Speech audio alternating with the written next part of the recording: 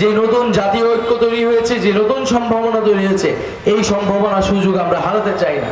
ফলে বিচার সংস্কার এবং নতুন সংবিধানের দাবিতে আমাদের এই জুলাই পদযাত্রা শুরু হয়েছে।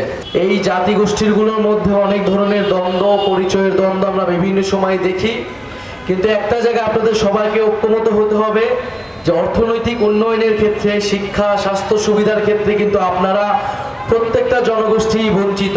যারা পাহাড়ে বসবাস করেন, সে বাঙালি হোক, চাকমা হোক, মারমা বা পাহাড়ি যে কোনো জনগোষ্ঠী হোক না কেন, ফলে পাহাড়ের যদি উন্নয়ন ঘটাইতে হয় তাহলে আসলে আপনাদের ঐক্যের কোনো বিকল্প নেই, সম্প্রীতির কোনো বিকল্প নেই।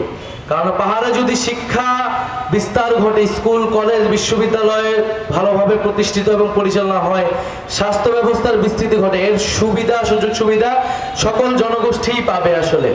ফলে আপনারা আপনাদের নিজেদের সুবিধার জন্য, নিজেদের স্বার্থের জন্য সকল জনগোষ্ঠীর আসলে ঐক্যবদ্ধ হতে হবে এবং সম্প্রীতির সাথে এই পাহাড়কে এগিয়ে নিয়ে যেতে হবে। বাংলাদেশের সার্বভৌমত্ব, আঞ্চলিক অখণ্ডতা, জাতীয় নিরাপত্তা সবকিছুকে মাথায় রেখেই আমাদের সকল জনগোষ্ঠীর এই ঐক্য, সৌহার্দ্য এবং সম্প্রীতি প্রয়োজন। আমরা সেই সম্প্রীতি এবং ঐক্যের বার্তা নিয়ে জাতীয় নাগরিক পার্টি আপনাদের কাছে এসেছি।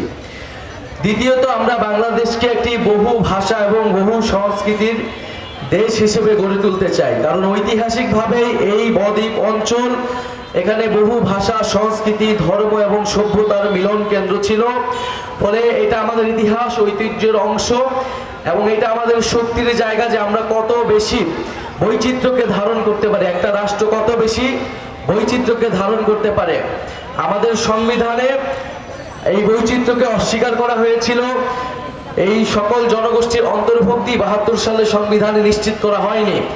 এখানে জাতির সাথে জাতির বিদ্বেষ, ধর্মের সাথে ধর্মের পার্থক্য, সেকুলারিজমের সাথে ইসলামের বিভেদ, এরকম নানা রকম বিভেদ এই সংবিধানে জিয়ে রাখা হয়েছে।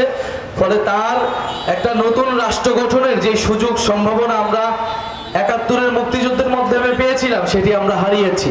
কিন্তু ২০২৪-এর পরে, গণ অভ্যুত্থানের পরে যে নতুন জাতীয় ঐক্য তৈরি হয়েছে, যে নতুন সম্ভাবনা তৈরি হয়েছে, এই সম্ভাবনা সুযোগ আমরা হারাতে চাই না।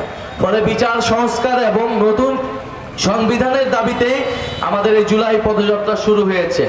আমরা চাই আপনারাও এই নতুন সংবিধানের দাবিতে, আপনার জাতিগোষ্ঠীর অন্তর্ভুক্তির দাবিতে, আপনার পরিচয়ের স্বীকৃতি এবং পাহাড়ি বাঙালি সবার মানবাধিকার, নাগরিক অধিকার, নাগরিক মর্যাদা নিশ্চিত দাবিতে সকলকে ঐক্যবদ্ধ হতে হবে, সকলকে এই দাবি উঠাতে হবে। পাহাড় হোক, সমতল হোক, আমাদের একটি নতুন সংবিধান লাগবে, একটি নতুন বাংলাদেশ লাগবে, একটি নতুন খাগড়াছড়ি লাগবে।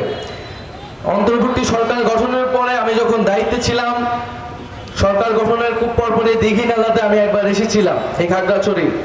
সেখানে তখন একটা সমস্যা হয়েছিল, বাজারে আগুন লাগানো নিয়ে। আমি তখন এসেছিলাম ইনস্ট্যান্ট এবং আমি পাহাড়ি বাঙালি সব জনগোষ্ঠীর সাথে কথা বলেছিলাম।